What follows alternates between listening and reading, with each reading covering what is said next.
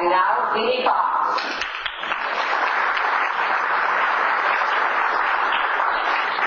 I just have to begin by saying how excited it has been for me to be listening to the conversations that are part of this conference and to touch in a more personal way developments with the intentional Eucharistic communities which I have read of but have not been part of in any way.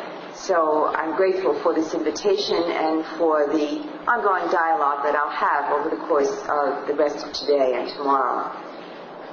I'm addressing the topic of changing roles of women in ministry today. And it was a complex topic for me to address because there's so many parts of it, and I had to make decisions about how to go about this. I would begin by saying this, that if Rip Van Winkle had fallen asleep in 1960 and wakened today and looked at the Catholic scene, he would see a vastly different reality than what existed when he fell asleep. And yet most of us are not particularly aware of that, I don't think, because the changes have been incremental. The changes have been accepted as they have come, and they're rather taken for granted at this point in time. And what I'd like to do is to paint some quick ways of looking at the changes. You will note that my focus will be institutional. That is what I know best. What's happening in the language that I'm borrowing from this conference, what's happening in the big church. There is much that's happening in little churches that I will not be speaking about. So first of all, the broad framework. I'll speak about the diversity of roles that have arisen for ministers in parishes, DREs, youth ministers, directors of liturgy, directors of social concern. There are myriad titles. And also the pastoral administrators of parishes without a resident priest. The roles of laity in dioceses, women serving as chancellors, as directors of ministry offices, superintendents of schools, personnel directors. The leaders in our Catholic institutional ministries, entrepreneurial ministries. I'll make a brief comment about that. I could speak about women theologians, women spiritual directors, women retreat leaders. I will not be able to do that. I'll also look briefly at the diversity of responses of women themselves, of clergy to women in the roles that they're in, and of those that are served to those women who are serving them, and the diversity of preparation and support.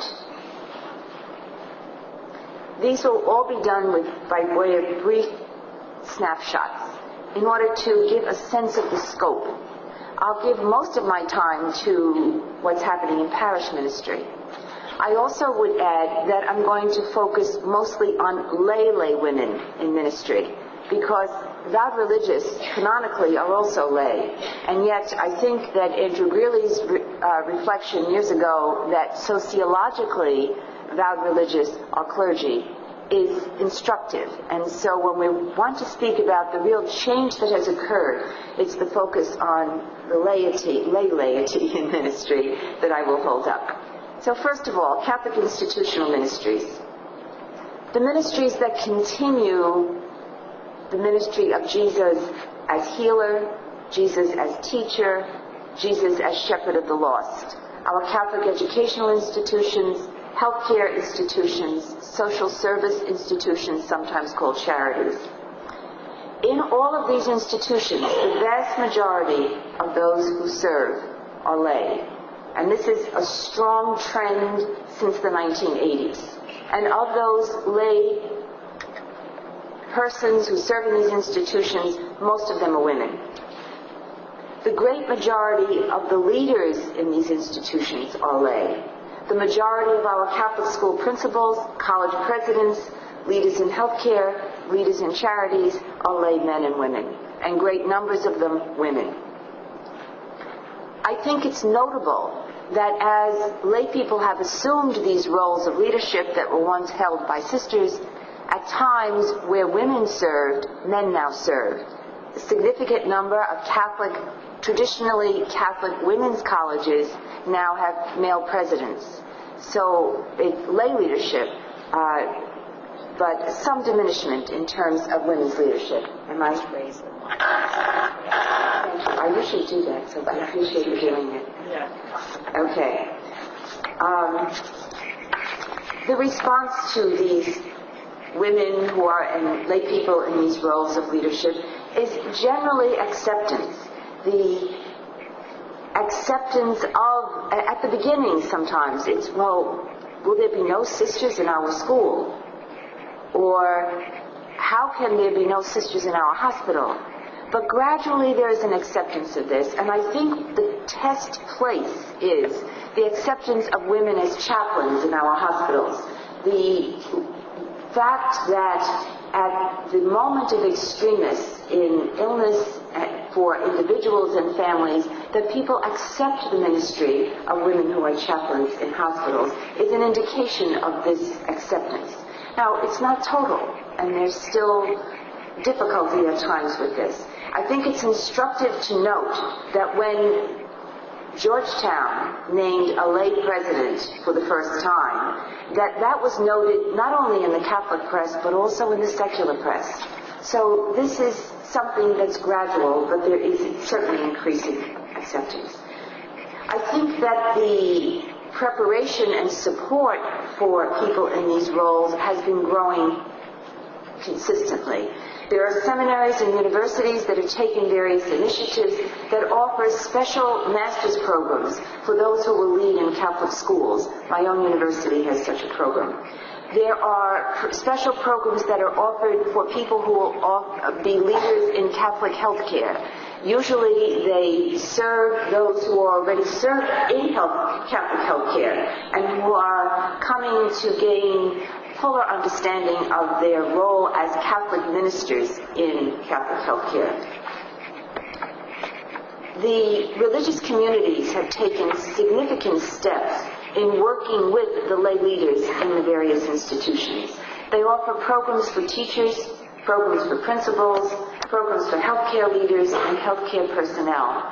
And there are a variety of programs that assist people to claim what they are doing as ministry, to examine the way in which they are indeed bearers of the mission of the church. They are assisting people to reflect upon their own vocations, that which brought them to what they are doing, and to see this as the movement of God in their lives that has invited them into continuing the ministry that Jesus began in the particular roles that they are involved in. I've had personal experience with teaching in the Catholic, the Master's Program for Catholic School Leadership at my university. I've had personal experience in working with some of the religious communities and the programs they're offering for their healthcare personnel. And what I find is that at first, most find the language of vocation, the language of ministry, as belonging to someone else, not to themselves.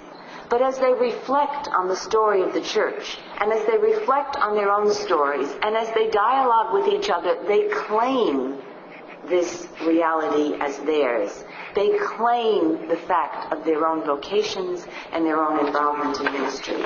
I think all of this has great significance for the ongoing life of the church. Diocesan leaders in ministry. This area of ministry has been little studied. However, by observation, I've been in many dioceses throughout the country, by observation, the majority of women who are on diocesan staffs, the majority of persons who are on diocesan staffs leading ministry in the diocese today are women. Often, the key leadership roles are held by men.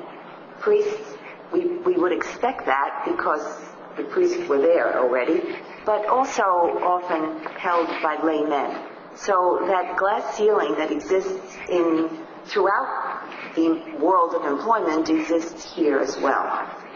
There was one study that I found significant that was done with diocesan leaders, women leaders, and it explored how did they feel about their work, what did they think was positive about their work, what could be changed about their work. And the information was that they were very happy in what they were doing. They found their work fulfilling. They found their work significant in continuing what Jesus had done. The one area that they most would like to see changed was that there be greater collaboration. In other words, the language that we've heard here, more mutuality, a better working together between clergy and the women who are on diocesan staffs. Some canonists point out that women on diocesan staffs are indeed involved in governance. A superintendent of schools is involved in governance in the church. So despite the limitations of canon law, de facto, this is emerging in diocesan leadership. Anecdotal evidence that I have, not increasingly, in some areas, there is a tendency by some bishops to replace lay leaders on diocesan staffs with deacons. Deacons who may not have experience in the particular area that they are being asked to lead, whereas the layperson who had been in that area previously had years of experience, often at the grassroots level, before coming to the diocesan level. There's also, at times, very sad stories, which I imagine you will have heard, of bishops replacing entire staffs when a new bishop comes, of departments, so that persons who have long been in a role are no longer deemed suitable to continue in that role. I think if you look at that kind of scenario from either a human resource perspective or a discernment of gifts perspective, our Catholic way of reflecting on inviting people into roles in ministry, either way, there's a terrible waste here that in disregard of the prior experience of persons. Entrepreneurial ministries. I was struck when I went to a conference earlier this year. It was the first time I'd been at a youth ministry conference in about 15 years, and I wandered the booths, and I was amazed at what I saw as one after the other of people who have kind of set up shop in some way relative to youth ministry. People with creative ideas and are offering their services to the larger youth ministry world. And so I've begun thinking about this category of entrepreneurial ministries. 3 quick comments of roles of women here. 1, the Catholic Leadership Roundtable for Church Management, begun in 2004. Small group, trying to assist the church to look at its management practices, its personnel practices, by drawing upon expertise from the world of business. The Roundtable has a membership of about 200. Many of them are the leaders in Fortune 500 companies, and good number of bishops, various priests. It's headed by a woman. And Kerry Robinson providing this service to the church out of an entrepreneurial model. Another, ministry training resources, begun by Charlotte McCorkadale quite a number of years ago, offers all different kinds of consultation services, resource services to the life of the larger church. In my own diocese, something called Several Sources is begun by Kathy DiFiore. She raises money for women with problem pregnancies by going from parish to parish and literally having baby showers and gathering gifts and money. And so this sense of people who self-appointed, in a sense, to begin and to do things in an entrepreneurial fashion, and working with the institutional church, with those different institutions that they touch. With these, I see a certain parallel in the work that people like Kerry and Charlotte and Kathy are doing with the work of religious communities, in the way that religious communities have begun all ministries through the centuries as they see a need, responding to this need here, responding to this need here. One difference is there's not the communal base, which can be so significant in supporting people in such a ministry. And secondly, the financial base is much shakier and closer to what the beginning of the religious community's work would have been. Parish ministers. Parish ministers are the most studied group. There have been studies done in 1985, 1992, 1999, 2005, the last three under the auspices of the Bishops' Conference. Right now it's estimated, we have no list, you see. We can tell you how many deacons there are, we can tell you how many priests there are, but we can't tell you how many lay people are working on parish staff. But there are about 30,000. 30,000 is a larger number than the number of priests on parish staffs. And that shift took place in about 1997. This is what I mean about incremental change that we don't necessarily notice. Of these 30,000, 80% are women. Earlier the figure was 85%, so the somewhat greater number of men. A significant piece of data that Phil Mernion gave us from his very first study is that the people who are working on parish staffs are happy in their work.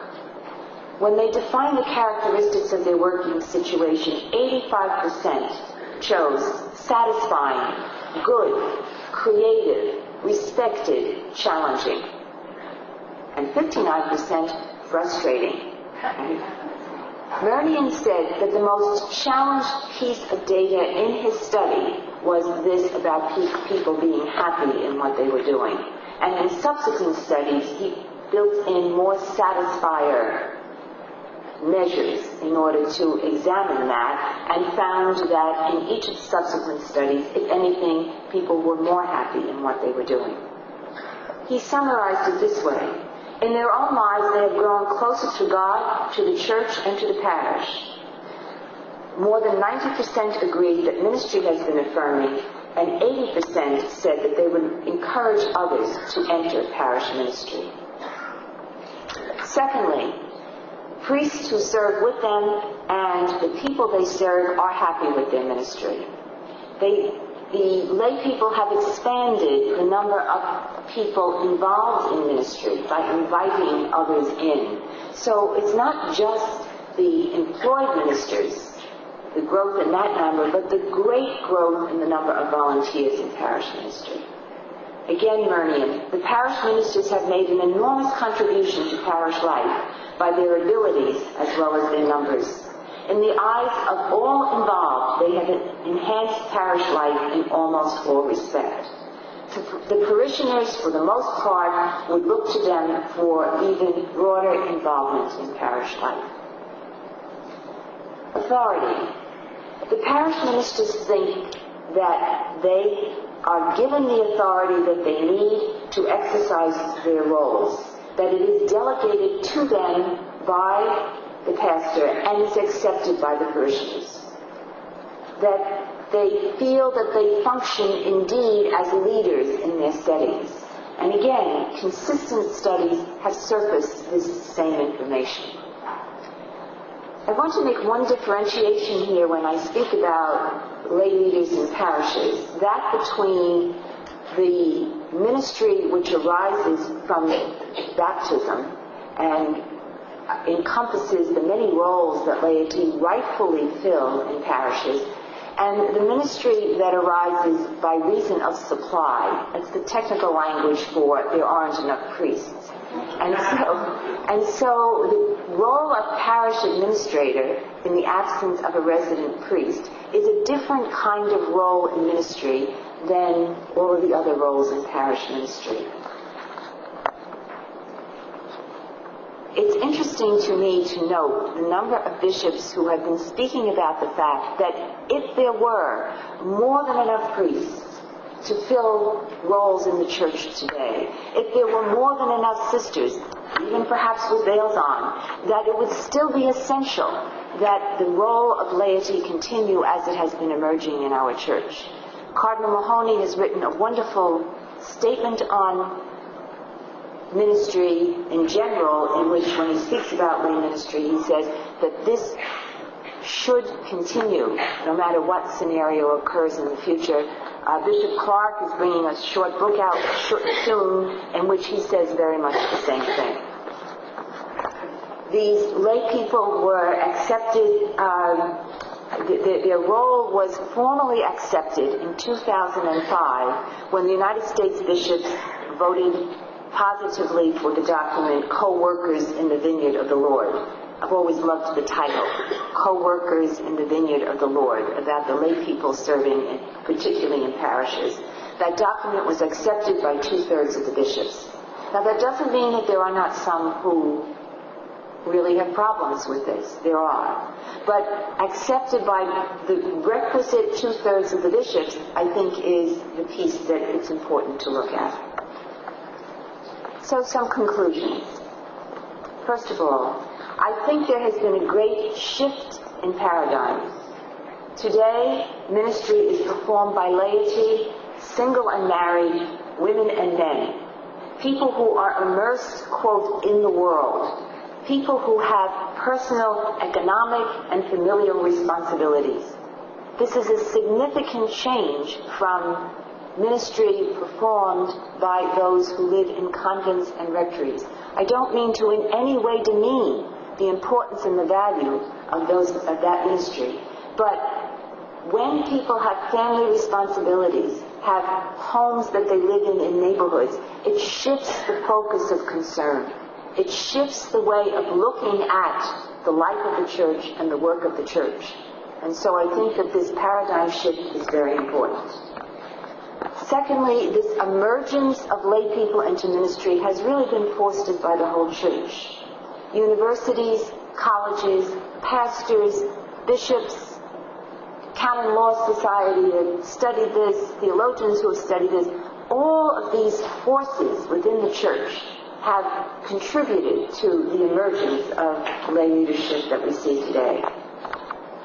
Third, working with priests and bishops, whether both in parishes and in dioceses, the voices of lay people become part of the dialogue. They're not officially part of the dialogue, though, as I said, some canonists say that there are those who are in governance, but they are part of the dialogue, and so the voices are being heard in a different way from in the past. Fourth, there's a lot of work ahead. There are a lot of structural changes that are needed in order to incorporate these new ministers in all of these areas more fully into the ministerium of the church. The wonderful phrase has been used by a few bishops, the ministerium of the church, all of those who are part of the official ministry of the church. There's also need for a growing ministerial identity of lay ministers, a greater sense of who they are as ministers in his church. And finally, we know that Catholic theology and Catholic spirituality nourish and sustain these ministers. They embrace traditional Catholic spiritual practices. They embrace understandings of mission and ministry, and increasingly they embrace the sense that indeed God has called them to what they are doing in the life of the church today.